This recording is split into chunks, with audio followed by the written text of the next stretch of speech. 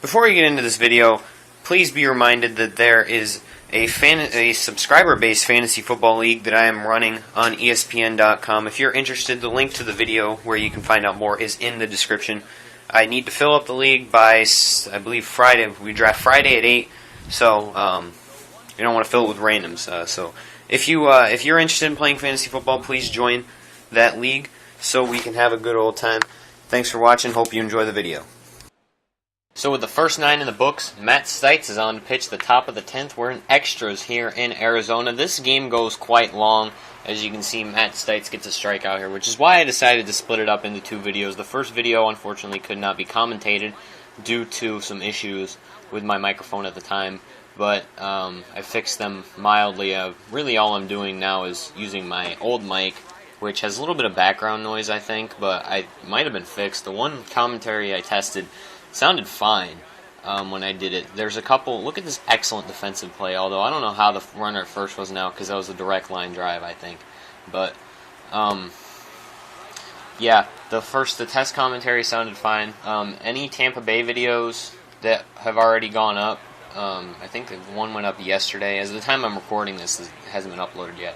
But I think one went up yesterday. That would still be with the old mics. There might be audio flubs in there. I don't know how far back it went. But any future videos will be posted. We're done with this new mic, so look forward to that. We're in the top of the 11th now, and Josh Colementor comes on as we had to do pinch hit in Matt Stites' spot. And Josh Colementor throws like 6 pitches and then hurts himself. So we have to bring in Aaron Crow. First, I didn't know what was going on. I was like, what? And then I brought in Aaron Crow to face off against the Phillies lineup here because he had the most energy. And I want to save Kelvin Herrera for any possible later inning situations. Crow was good enough. He had a couple solid innings for us. Toward the end, he started to get a little tired, as you'll see eventually. Dustin DeFraudis enters the game. Mike Adams was pitching earlier against us. I don't know if I showed any of our highlights at bat, but here is, I don't know who, but he grounds out. I think it was J.B. Shuck, actually. We don't need anything going that inning. 3-2 count for Crow. Crow gets a strikeout on a borderline call right there. Ben Revere had a really bad day at the plate overall. Since I didn't get to talk about some of the stuff in the first half, I can just go over it kind of now. And then a ground out here is going to end the inning, or that frame, I believe. I believe, anyway. I'm not too sure. This is, I believe, David Wright, who singles right back up the middle. He had an excellent day.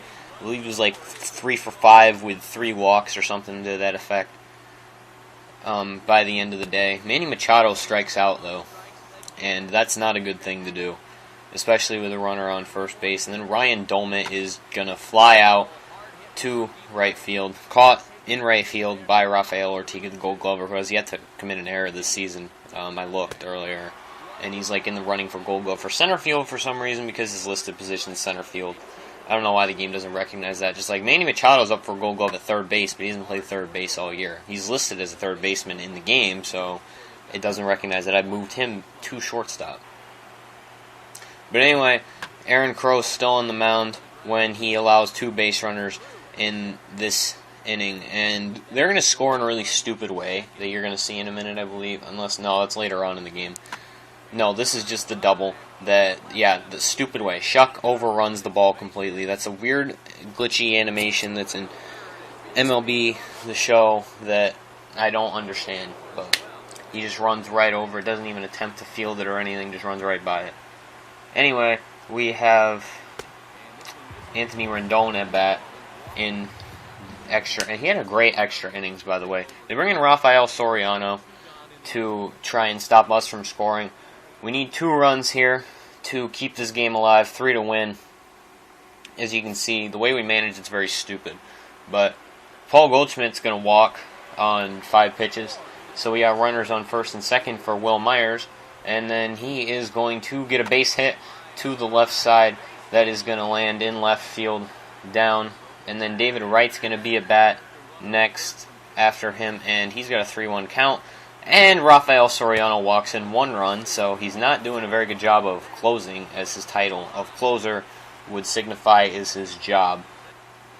Anyway, Next up was Manny Machado, and he's going to lash this one right back up the middle. It's at least a tie game. Could it be going ahead? Will Myers stops, then decides to go.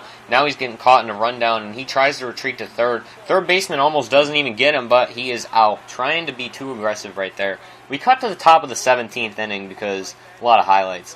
Sabathia was on the mound because we ran out of bullpen pitchers, and he pitched the day before, so his stamina was on like half, so I figured it was better to use him today than use Price because he has to make his start tomorrow. But they score a run. The bottom of that inning, Anthony Rendon hits a double into right field. He tries to go, or thinks about going for three, but he doesn't. And now we have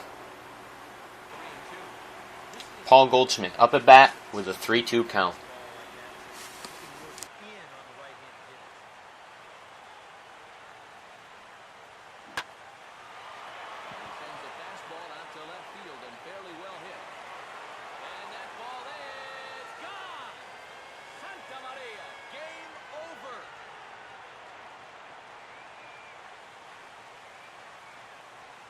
Two-run home run off the bat of Paul Goldschmidt. And none bigger than that one as this ball game is over.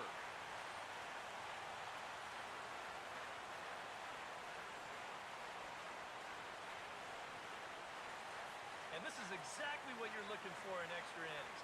Actually, it's what you're praying for, really. One big swing sends the folks who stayed here home happy as he wins it with the walk-off homer.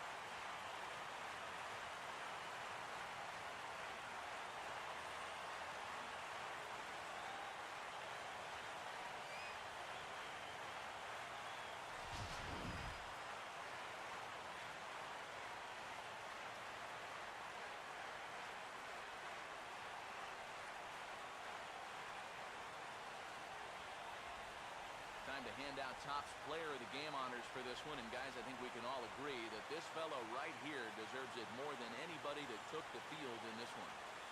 Yeah, he winds up with 3 hits, a triple, a double, and a single. Very close to the cycle, and they just could not keep him off base.